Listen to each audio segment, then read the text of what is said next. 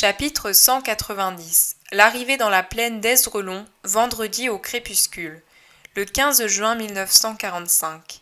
C'est le début du crépuscule et le ciel rougit lorsque Jésus arrive en vue des champs de Iocanaan.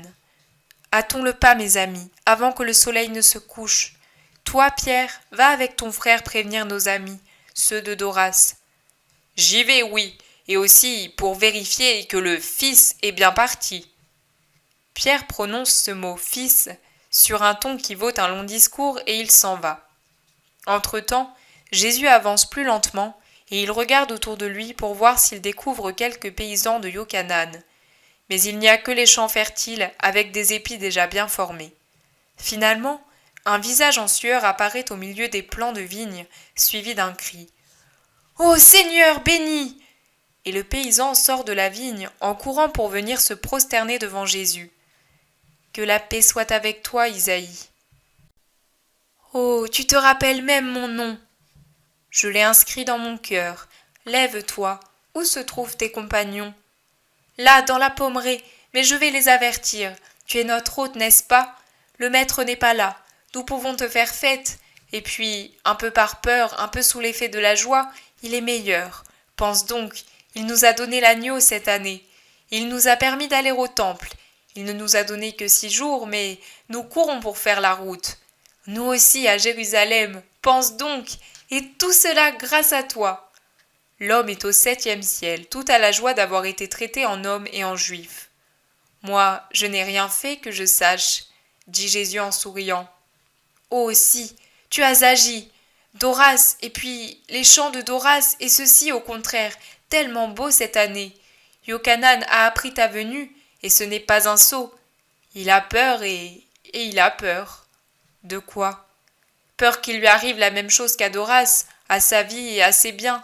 Tu as vu les champs de Doras? Je viens de Naïm. Or, tu ne les as pas vus. C'est une ruine complète. L'homme dit cela à voix basse, mais en articulant bien comme on confie en secret une chose redoutable. Une ruine complète, pas de foin, pas de blé, pas de fruits, les vignes desséchées, les pommiers desséchés, mort, tout est mort, comme à Sodome et Gomorrhe. Viens, viens que je te les montre. C'est inutile, je vais chez ces paysans. Mais ils n'y sont plus, tu l'ignores. Doras, fils de Doras, les a tous dispersés ou renvoyés. Et ceux qu'il a dispersés dans d'autres propriétés sont obligés de ne pas parler de toi sous peine d'être fustigés. Ne pas parler de toi, ce sera difficile. Iocanaan lui aussi nous l'a dit. Qu'est-ce qu'il a dit? Il a dit « Moi, je ne suis pas aussi bête que Doras, et je ne vous dis pas, je ne veux pas que vous parliez du Nazaréen. Ce serait inutile, parce que vous le feriez tout de même, et je ne veux pas vous perdre en vous faisant périr sous le fouet, comme des bêtes récalcitrantes. Je vous recommande au contraire, soyez bons, comme certainement le Nazaréen vous l'enseigne, et dites-lui que je vous traite bien. Je ne veux pas qu'il me maudisse moi aussi.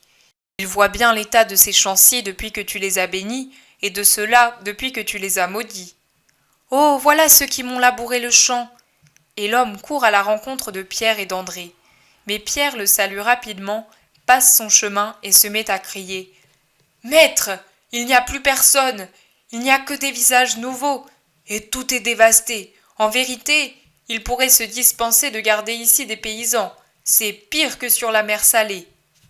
Je le sais, Isaïe me l'a dit. Mais viens voir, quel spectacle! Jésus le satisfait et dit d'abord à Isaïe. Alors je serai avec vous. Avertis tes compagnons et ne vous dérangez pas. Pour ce qui est de la nourriture, j'en ai. Il nous suffit d'avoir une grange à foin pour dormir et votre amour. Je viendrai sans tarder. La vue des champs de Doras est réellement désolante. Champs et prés arides et nus, vignobles desséchés, feuillages et fruits détruits sur les arbres par des millions d'insectes de toute espèce. Même près de la maison, le jardin fruitier présente l'aspect désolant d'un bosquet qui meurt.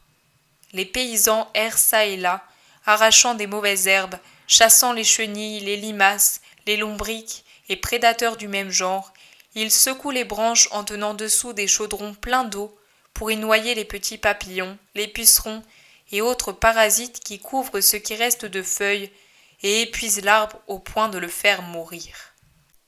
Ils cherchent un signe de vie dans les sarments des vignes, mais comme ils sont desséchés, ils se brisent dès qu'on les touche et parfois se cassent aux pieds, comme si on avait scié les racines. Le contraste avec les champs du Yochanan, avec ses vignes, avec ses vergers est très vif, et la désolation des champs maudits semble encore plus violente si on la compare à la fertilité des autres. Il a la main lourde, le Dieu du Sinaï, murmure Simon le Zélote. Jésus fait un geste comme pour dire « Et comment ?» mais garde le silence. Il demande seulement « Comment est-ce arrivé ?» Un paysan murmure entre ses dents. « Taupe, sauterelle, verse... Mais va-t'en! Le surveillant est tout dévoué à Doras. Ne nous fais pas du mal !»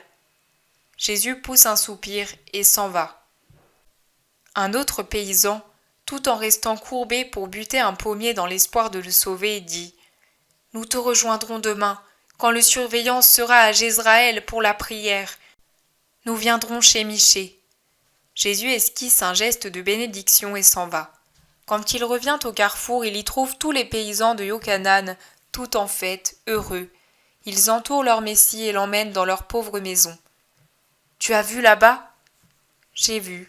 Demain les paysans de Doras viendront. » « Oui, pendant que les hyènes sont à la prière. C'est ce que nous faisons chaque sabbat, et nous parlons de toi avec ce que nous avons appris par Jonas, par Isaac, qui vient souvent nous trouver, et par ton discours de Tisri. Nous parlons comme nous savons, car nous ne pouvons nous passer de parler de toi, et nous en parlons d'autant plus que nous souffrons davantage et qu'on nous interdit de le faire. Ces pauvres gens boivent la vie à chaque sabbat, mais dans cette plaine, combien sont-ils à avoir besoin de savoir, besoin d'être au moins informés sur ton compte, sans pouvoir venir jusqu'ici. Je penserai à eux aussi. Vous, soyez bénis pour ce que vous faites.